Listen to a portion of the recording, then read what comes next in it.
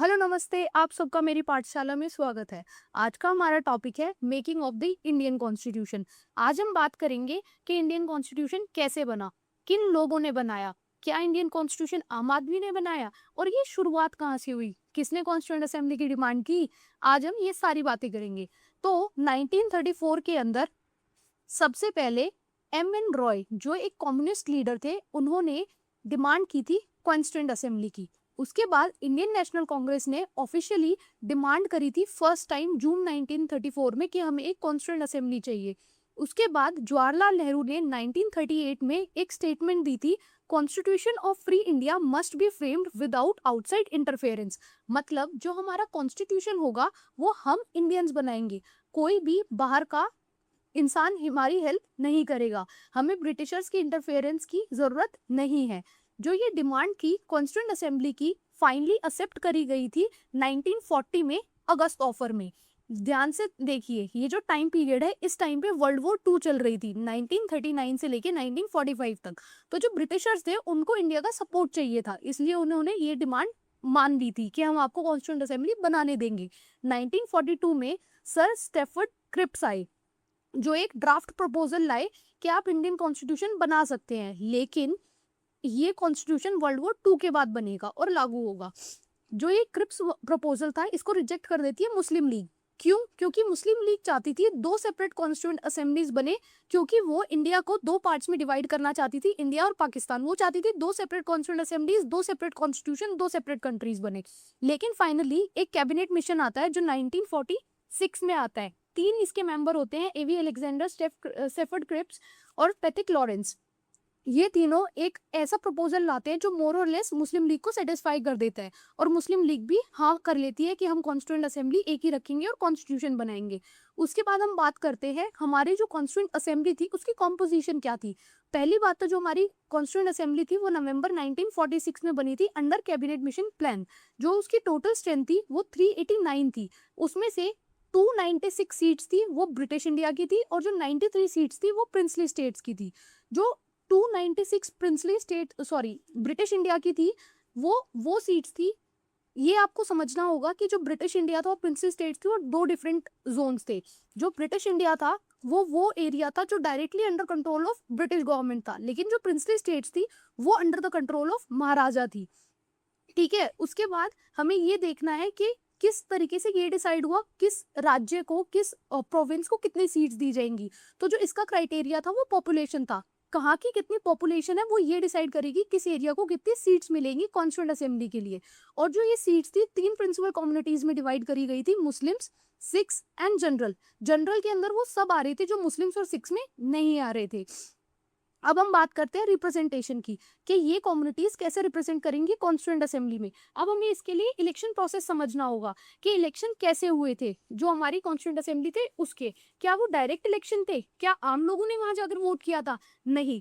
इसका आप एग्जाम्पल आज की डेट से अगर लेना चाहते हैं तो आप प्रेसिडेंट के इलेक्शन का ले सकते हैं। जैसे प्रेसिडेंट के इलेक्शन में जो हमारे द्वारा इलेक्ट करे गए एमएलए और एमपी होते हैं वो इलेक्ट करते हैं हमारे प्रेसिडेंट को, मतलब इनडायरेक्टली वो हमारे द्वारा इलेक्ट करे जाते हैं हमारे प्रेसिडेंट। वैसे ही उस टाइम पे एक प्रोविजनल लेजिस्लेटिव असेंबली थी जो लोगों द्वारा इलेक्ट की गई थी। उन लोगों ने प्रोपोर्शनल रिप्रेजेंटेशन का मेथड यूज किया था, जिसके अंदर सिंगल ट्रांसफरेबल वोट का मेथड यूज किया गया था वोटिंग करने के लिए और कैबिनेट असेंबली के जो मेंबर्स थे उनको इलेक्ट करने के लिए। इसके अंदर जो ये सिस्टम होता है प्रोपोर्शनल रिप्रेजेंटेशन का, इसमें प्रेफरेंसेस दी जाती हैं। इसमें किसी एक कैंडिडेट को वोट नहीं दी जाती। इसमें जैसे मैं वोट करने गई हूँ तो मैं अपनी प्रेफरेंस बताऊंगी, प्रेफरेंस ए पे इस इंसान को मैं रखना चाहती हूँ, प्रेफरेंस 2 पे इसे, प्रेफरेंस 3 पे इसे, इस तरीके से। और उसके बाद जिस इंसान को सबसे कम प्रेफरेंस पे रखा जाता है, लास्ट जो प्रेफरेंस, मान लीजिए 4 लोग थे तो चौथे नंबर पे जिसको सबसे ज्यादा वोट मिलेंगे कि चौथे नंबर पे इस इंसान को हम रखना चाहते हैं, उस इंसान को लिस्ट में से हटा दिया जाएगा और उसके सारे वोट्स नेक्स्ट कैंडिडेट को दे दिए जाएंगे। उसके बाद हम बात करते हैं जो प्रिंसली स्टेट्स थी उनके अंदर से ये इलेक्शन कैसे गया। वहां पे इलेक्टेड मेंबर्स नहीं आए थे, वहां से नॉमिनेटेड आए थे। नॉमिनेटेड कैसे? जैसे राज्यसभा में हमारा प्रेसिडेंट 12 मेंबर्स को नॉमिनेट करता है विदाउट एनी इलेक्शंस, वैसे ही प्रिंसली स्टेट्स के जो हेड थे, राजा महाराजा थे, उन्होंने नॉमिनेट करके बता दिया था कि हमारी प्रिंसली स्टेट से ये लोग कॉन्स्टिट्यूएंट असेंबली के अंदर जाएंगे। तो हम ये कह सकते हैं कि जो कॉन्स्टिट्यूएंट असेंबली थी वो पार्टली इलेक्टेड थी और पार्टली नॉमिनेटेड थी, जो कि लिमिटेड फ्रेंचाइज के बेसिस पर इलेक्ट की गई थी। अब हम बात करते हैं working of the Indian constituent assembly. जो कॉन्स्टिट्यूएंट असेंबली थी उसने एक दिन में तो कॉन्स्टिट्यूशन बना नहीं दिया था, तो जो फर्स्ट मीटिंग उसकी हुई थी वो हुई थी डिसंबर 9 1946 को। इसको अटेंड करने वाले 211 मेंबर्स थे। जो इसके फर्स्ट प्रेसिडेंट थे वो थे डॉक्टर सच्चिदानंद सिन्हा, जो एक फ्रेंच प्रैक्टिस के ऊपर बेस करता है। वैसे सबको नाम पता है, डॉक्टर राजेंद्र प्रसाद कॉन्स्टिट्यूएंट असेंबली के प्रेसिडेंट थे, लेकिन उनसे पहले डॉक्टर सच्चिदानंद सिन्हा को चूज किया गया था। क्यों? क्योंकि वो एक ओल्डेस्ट मेंबर थे। ये एक फ्रेंच प्रैक्टिस होती है कि जो कमेटी का, असेंबली का सबसे ओल्डेस्ट मेंबर होता है, सबसे पहले प्रेसिडेंट उसे बनाया जाता है। But later on doctor Rajendra Prasad को इलेक्ट करा गया as the president of the assembly. उसके बाद जो एच.सी. मुखर्जी और वी.टी. कृष्णाचारी थे उनको वाइस प्रेसिडेंट बनाया गया असेंबली का।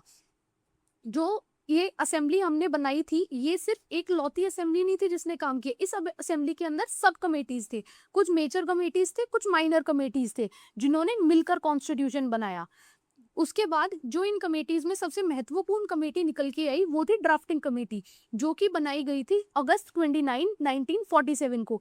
इस कमेटी का मेन टास्क था कि उसको एक ड्राफ्ट प्रिपेयर करना है कॉन्स्टिट्यूशन का। ये एक 7 मेंबर कमेटी थी जिसके अंदर डॉक्टर बी.आर. अम्बेडकर चेयरमैन थे, और उसके अलावा जितने मेंबर्स थे उनके नाम मैंने यहाँ लिख दिए हैं, आप देख लीजिए।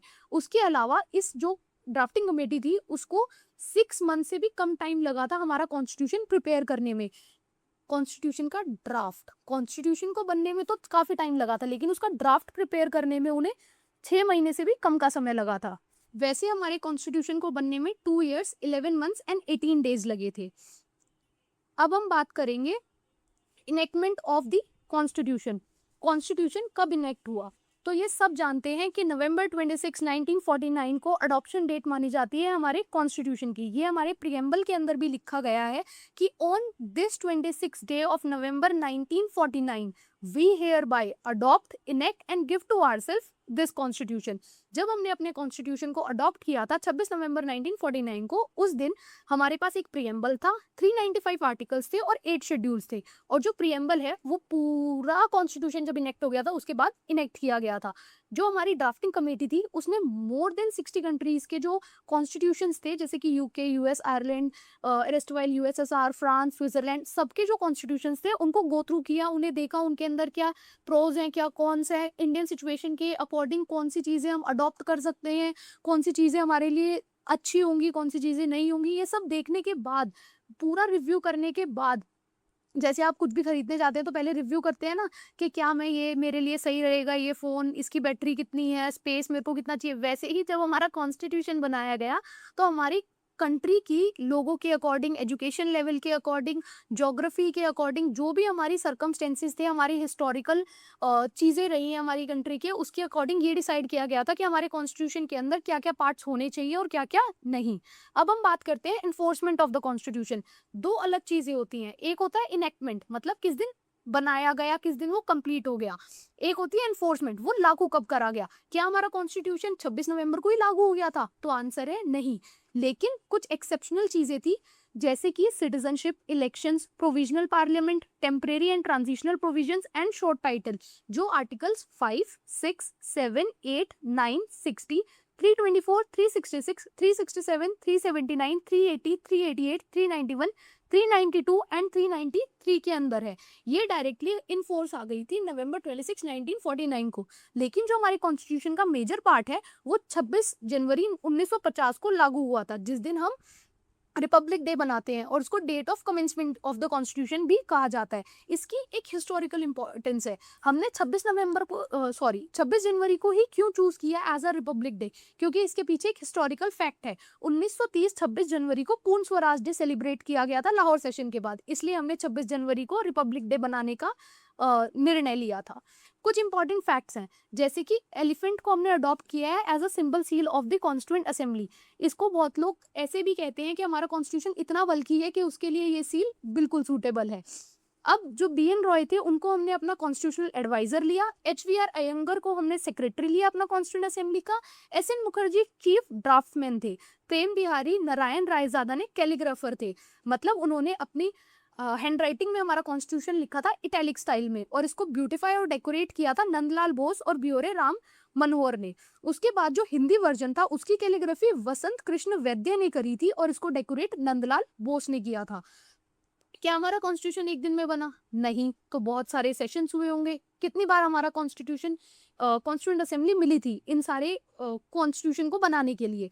जो हमारे कॉन्स्टिट्यूशन को बनाने के लिए सेशंस लगे थे वो थे 11। ये सारे सेशंस मैंने यहाँ लिख दिए हैं और उनका टाइम पीरियड भी लिख दिया है कि किस टाइम पीरियड से किस टाइम पीरियड तक एक सेशन चला।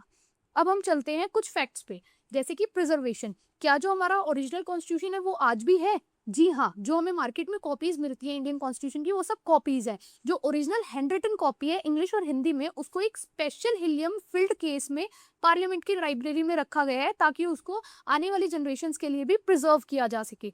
अब हम बात करते हैं कुछ फैक्ट्स के, जो कि है ओरिजिनल वर्सेस करंट। 1950 में हमारे कॉन्स्टिट्यूशन में 395 आर्टिकल्स थे, 22 पार्ट्स थे और 8 शेड्यूल्स थे। बट करंटली अप्रोक्सीमेटली 448 आर्टिकल्स है, 25 पार्ट्स है और 12 शेड्यूल्स है। शेड्यूल्स वाली वीडियो में मैंने आपको बताया था कि ओरिजिनली 8 शेड्यूल्स थे और अब 12 हैं। तो जो वो 4 शेड्यूल्स हैं वो कब आए, कौन सी अमेंडमेंट से आए और उनके अंदर क्या है, ये आप मुझे कमेंट सेक्शन में बताइएगा। अब हम एक और बात करते हैं जो कि है बैग ऑफ बोरोइंग्स। हमारे कॉन्स्टिट्यूशन को बैग ऑफ बोरोइंग कहा जाता है। क्यों? क्योंकि हमने दूसरी कंट्रियों के कॉन्स्टिट्यूशन से बहुत सारी चीजें अडॉप्ट की हैं। जैसे कि यूनाइटेड किंगडम से हमने parliamentary government, rule of law, legislative procedure, single citizenship, bicameralism मतलब 2 सदन होना, जैसे लोकसभा, राज्यसभा, विधान परिषद और Vidhan Sabha, and prerogative writs. United States से हमने अपने fundamental rights, preamble, independence of the judiciary, judicial review, impeachment of the president मतलब प्रेसिडेंट को किस तरीके से हटाया जा सकता है। ये बात मैं आपको बता दूं, प्रेसिडेंट को हटाने के लिए सिर्फ एक ही बात आप बोल सकते हैं कि उन्होंने वायलेशन ऑफ द कॉन्स्टिट्यूशन किया है। एंड रिमूवल ऑफ जजेस। आयरलैंड से हमने डीपीएस पे लिए, मेथड ऑफ प्रेसिडेंशियल इलेक्शन दिए और नॉमिनेशन टू राज्यसभा लिया। कनाडा से हमने एक स्ट्रॉन्ग फेडरल सिस्टम लिया with residuary power at the centre.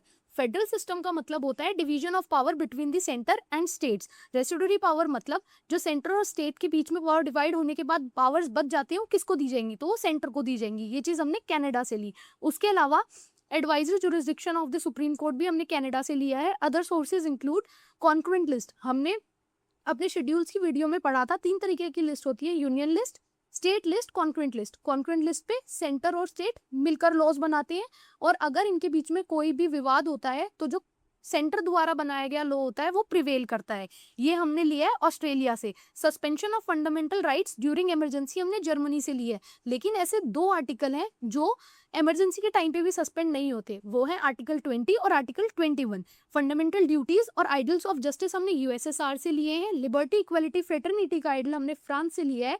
और हमारे कॉन्स्टिट्यूशन को किस तरीके से अमेंड किया जा सकता है ये हमने अफ्रीका से लिया है।